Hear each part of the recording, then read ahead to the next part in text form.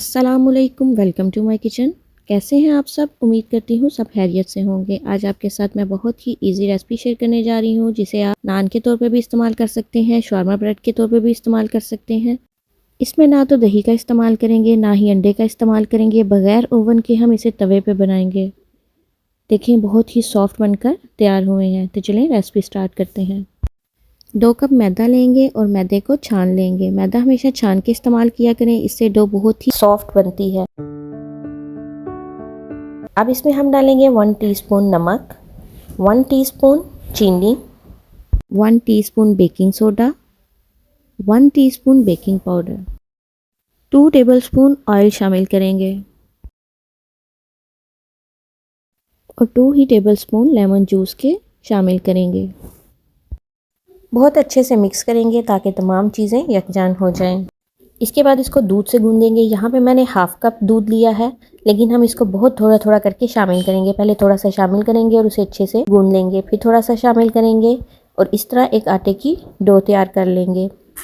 एक ही दफ़ा हमने सारा दूध शामिल नहीं करना। ये देखें, यहाँ पे मैं थर्ड टाइम थोड़ा सा दूध ऐड किया है और इसे गूंद लेंगे।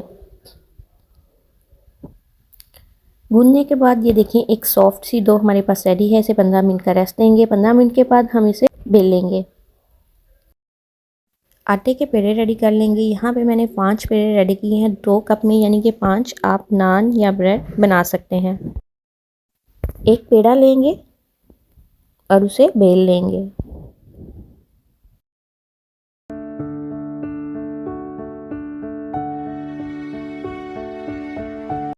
तवे को मैंने पहले ही गर्म करने के लिए रख दिया था। रोटी को बेलने के बाद तवे के ऊपर डालेंगे। जब एक साइड अच्छे से पक जाएगी तो इसकी साइड चेंज कर देंगे।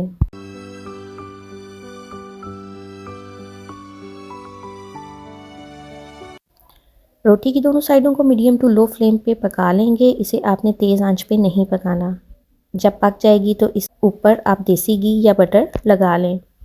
बहुत ही सॉफ्ट ये नान बनकर तैयार होते हैं। आप इसे सालन के साथ भी सर्व कर सकते हैं और इसका शवारमा भी बना सकते हैं, यानी कि शवारमा ब्रेड के तौर पे इस्तेमाल कर सकते हैं। इसी तरह मैं तमाम रोटी रेडी कर लूँगी। अगर आपको आज की मेरी रेसिपी अच्छी लगी हो तो थम्स अप करें, अपने फ्रेंड और फैमिली के साथ शेयर करें। मिलते हैं नेक्स्ट वीडियो में, तब तक के लिए अल्लाह हाफिज़।